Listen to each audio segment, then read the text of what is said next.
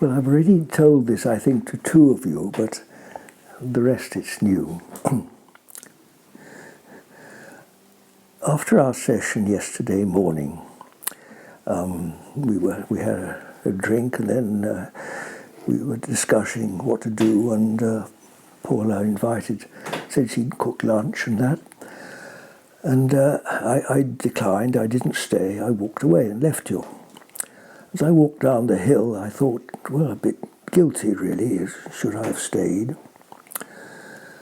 And then I realised, what I've often realised recently, is that I'm actually much closer to you, not physically present, but in spirit, than I can be in a room like this, of bodies, and in particular talking. Because although we think in our normal everyday life that talking is the bond that brings us together and being in each other's physical presence, from a spiritual perspective it's actually a barrier. Our body really is an impediment. Now, spiritual contact, which you could describe as heart to heart, is explained very well by the example of Jesus, when at an early age, why didn't he stay longer in his worldly ministry? Why, he's still a comparatively young man in his 30s, did it seem the right thing to him to do, to leave this world? But he then said, I am with you always. And this is exactly what happens as spirit dawns into reality. Now, you know how difficult it is to say what we actually mean, how we fumble with words and, wish we hadn't said what we said, and or can't even begin to express what's in our deepest heart. And certainly, here am I, we've got 10 or so of you in this room, but what about the millions outside, We can only act on a very limited stage, as it were, physically. And think of the great effort you've made coming all the way from Austria or Holland or Latvia even. The effort of it all, language. Whereas in spirit, instantly, everywhere, no barrier, total communion. The whole world is contained, isn't it? One. Utter simplicity and completeness.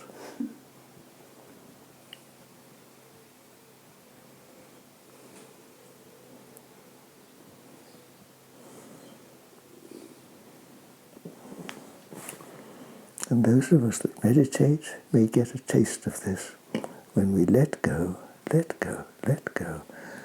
and find this, first of all, with little sort of just window opening, little glimpses of this something that is more complete than our troubles in this world. And it's that, of course, which gives us the impetus to keep going. Because although it's hard to explain exactly what it is, there's something deeply satisfactory about it that somehow makes up for what we're struggling with in this life. And don't be surprised if it takes a long time. I'm an old man now. I've been practicing meditation for nearly 55 years, and it's still opening up for me. I'm still learning. I'm still a child of this work. If we're approaching the infinite, why should we expect to have it in a nutshell, after just a year or two, or even 20 years' work? It's nothing, is it? We're just being prepared. Preparatory work.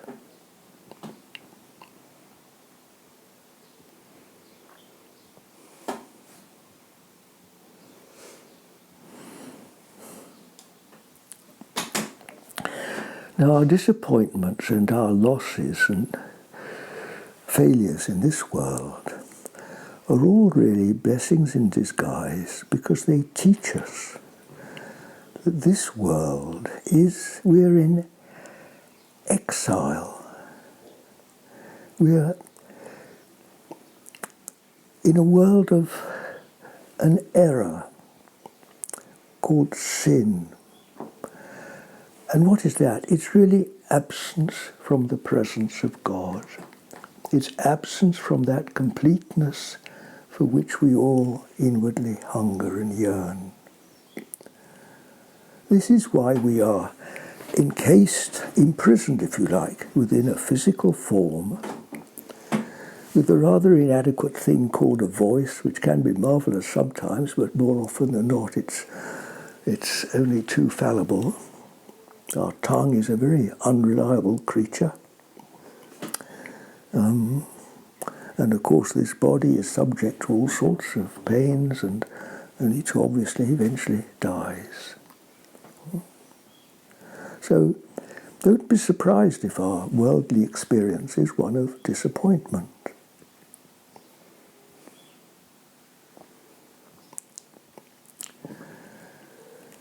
Now, when I was at a school, I remember being taught that in chemistry, matter is neither created nor destroyed.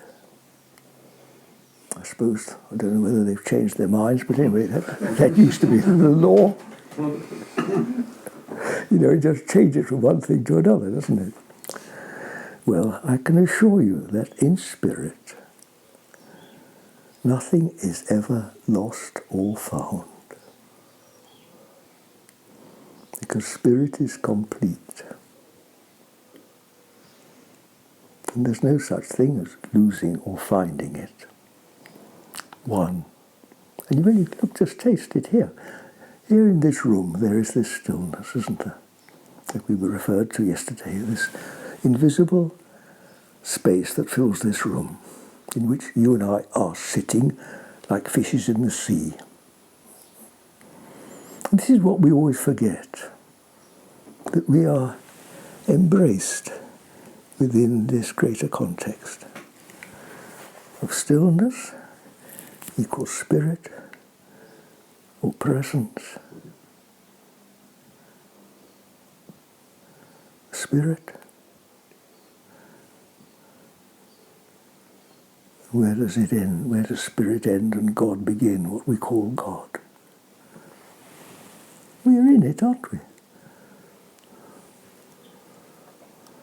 However much we talk and fool around forgetting it, it makes no difference at all. It's still here, like the sky is always here. And in this there is no division, is there? No you and me at all, it's just one.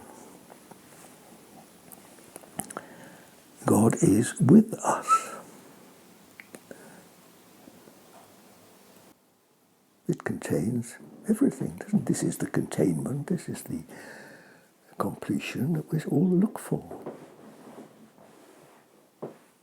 And of course, our eyes are blinded by this physical appearance. We are so, like, you know, you get drawn into a film on the internet, and you just, for an hour, you completely forget yourself. You're just absorbed into this performance that's going on the screen in front of you. And in exactly the same way, we are drawn into the performance of this world, and we lose ourselves. And we forget that this, which just is pure consciousness, and which is aware of all that's happening, pure awareness, pure consciousness, it views this drama going on.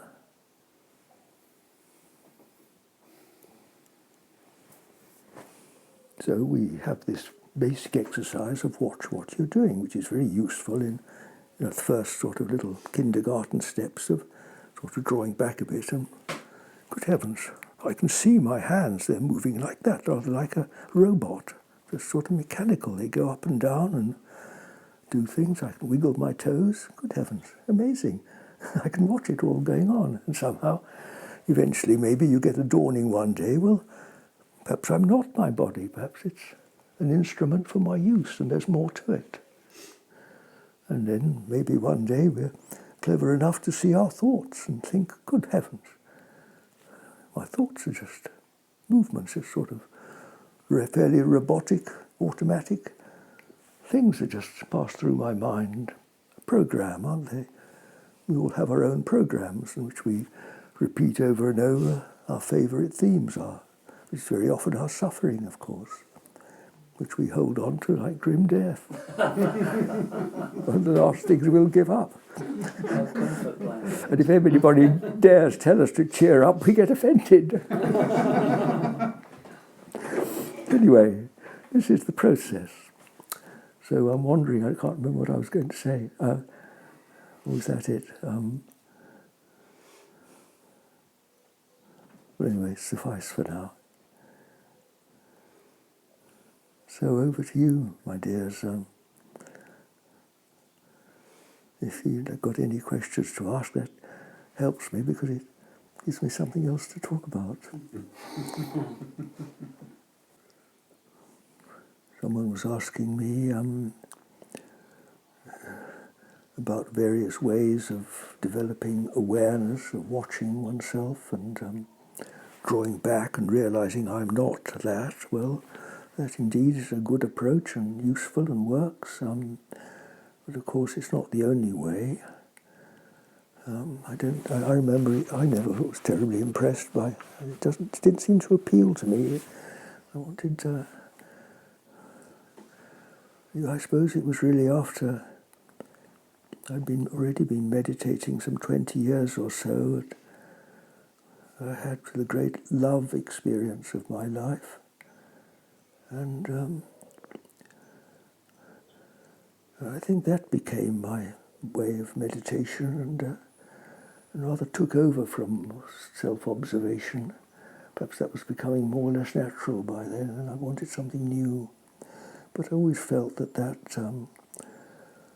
yearning of the heart was something even stronger than this rather sort of impersonal observation. There's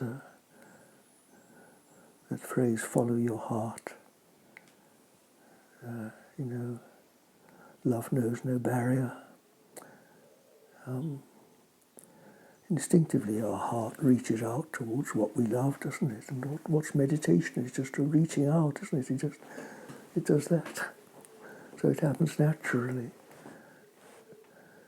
And in my case, I think with one or two of you, when your heart is yearning for what you've lost, for a lost love, I think more than anything really, it happened to me too, it was that reaching out which somehow, because I lost her physical presence, took place in meditation as well as in my sort of daily yearning for her, that pulled my meditation ever deeper into realizing that what I'd lost in this world was found, or rather not lost in spirit.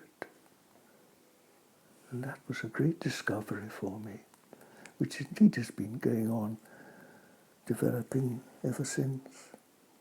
So that now I can say with such confidence that I'm closer not only to her, but to all of you, to everyone that I love, which really is everything, because love loves everything and everyone without exception.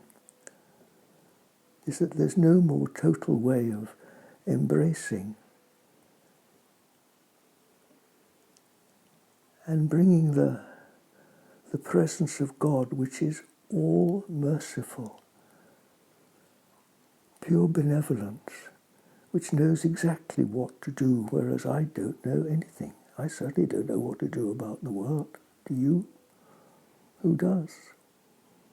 But what we don't know, God knows.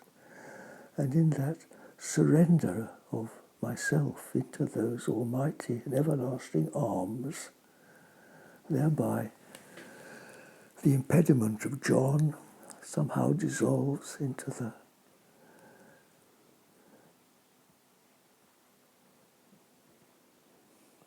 completeness of what we call God. And all that we've spent our lives hungering and trying to achieve is transcended into this already existing perfection. And this is actually how the world really is. And then you look back on your life, this, whatever, 40, 50, 60, 80 years of doing our best in this puzzling and often not at all easy world. And we see it as really the blind leading the blind, because that's what it is. It's the incomplete trying to sort out the incomplete, isn't it? The absent trying to sort out the absent. The lost trying to sort out the lost. The blind trying to sort out the blind. Of course, it's so easy to say this, I know now. But that's how it is. And that's what sin is, which is described very graphically in the Bible as this world is under the powers of darkness. And some of you may have seen on the video how I describe sin, is that this is light. You look out of the window and that view is complete, isn't it? You see the harmony of the trees moving in the wind and the dewdrops falling. See, it's complete. You don't need to divide it into this and that. It's just a view. Now I turn and my face is lit. I turn away here and my face is in shadow. And so everything is covered in shadow, isn't it? Because I project shade, because I'm not facing the light. And this is what we do. We've turned away from the light. We've turned away from God, which is light and pure completion, into this way. And so it's all shady and dark and obscure. So we don't know what to do. And we lose things and can't find them. Which is just what we do in a darkened room, isn't it? And it's so simple when you see it, as simple as that. And so the work is what? The work is simply to turn back to light. And we do that by letting go our hold, which is often this sort of death grip on this world of suffering, problems, let go. And just like a compass swinging back, because this is our heart's natural yearning, swinging back to home. Come back home. Come unto me, says Jesus, and I will give you rest. And so it is, dear. Come back home. That's what it's all about. And then you haven't lost anything anymore.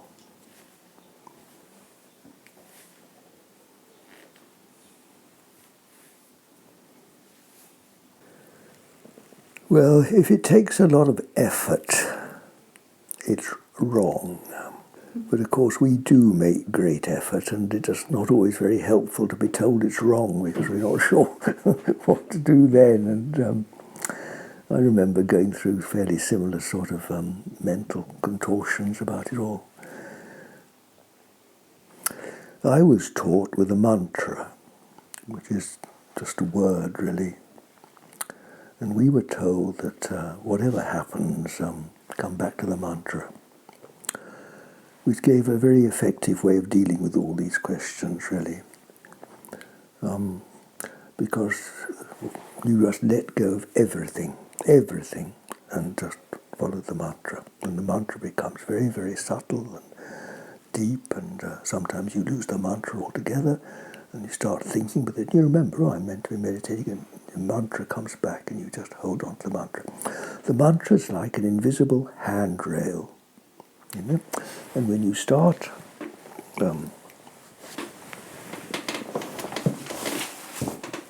if you go into a dark cave, for example, there's a handrail, you hold on to it like that, don't you? And Then when you get more confident and familiar, and maybe just sort of get a glimmer of being able to see in the darkness, you hold it less lightly, like that. And then you get more confident, you just for your fingertips, just touch it like that. That's how a mantra works. And as it becomes more subtle, you see, it naturally has less weight and it rises, and so we find ourselves not so much under the clouds, which is all these questions and thoughts in the mind, but over the clouds. And so one rises into the clarity of the upper air, where we get a taste of stillness or space or peace or something like that. It just happens like that. Well, that's how a mantra works, and it's what I have experience of. And of course, if you love your mantra, that helps too, because that brings the heart into it.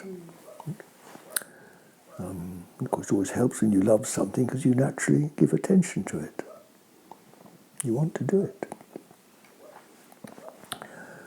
And then there are countless daily activities. There are two methods of meditation. One is this turn, what we call the turn in, and then there's the turn out, which is basically just being attentive during your day. And anything can serve for that.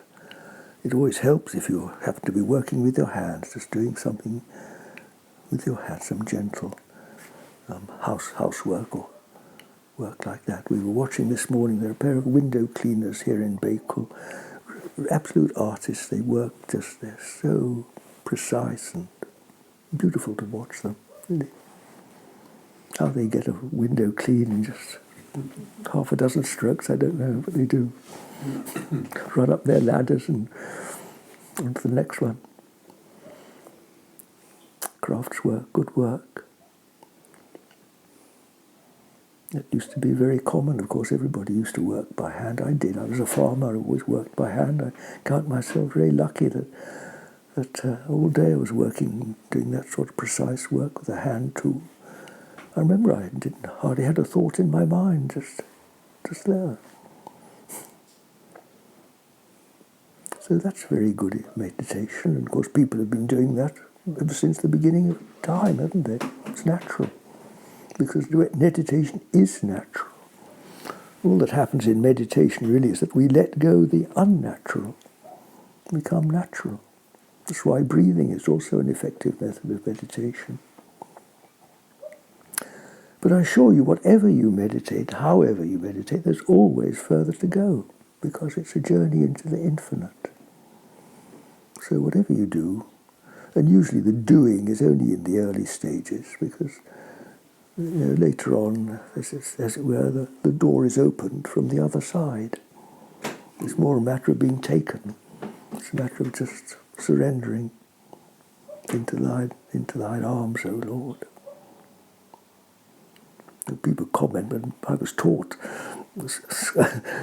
I had 10 years of compulsory chapel as a boy, so my mind's full of these scriptural phrases, into thy hands, O Lord, these sort of things. But I love them, and I find them so expressive, because it's exactly what the spiritual journey is. Surrender into the unfailing love of God.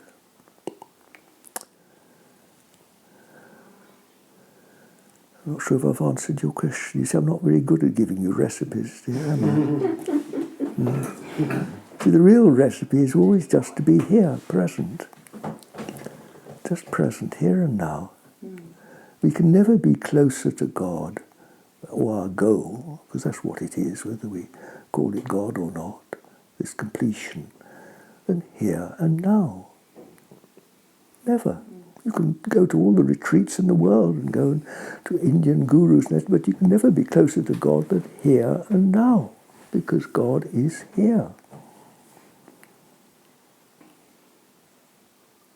An ever-present presence. And one of the best ways of just recognizing that is to stop talking.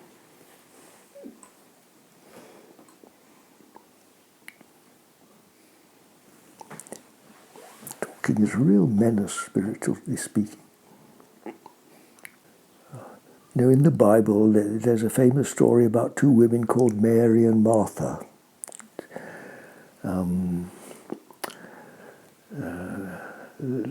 Jesus was invited to a dinner, and these two sisters were the hosts, and Martha was getting lunch ready and was busy and the way making preparations, whereas her sister Mary just sat at the feet of Jesus and looked at him. And so Mary got cross and said, "Come and help." Didn't Jesus tell her to come and help me? He said, "Martha, Martha, thou art cumbered about with many things," something like that. "But Mary has chosen the better part, which shall not be taken from her." And you see, it's an old traditional way of dividing humanity between the doers and the contemplatives, between what could also be described as the head and the heart. Two great wings of religion, the head and the heart. And see, what's appropriate to one isn't necessarily appropriate to the other. So I think these things have to be discovered in your own experience. You can't commandeer the heart. You can only follow it. You can't commandeer meditation. Meditation isn't anything we can control. It's a surrender.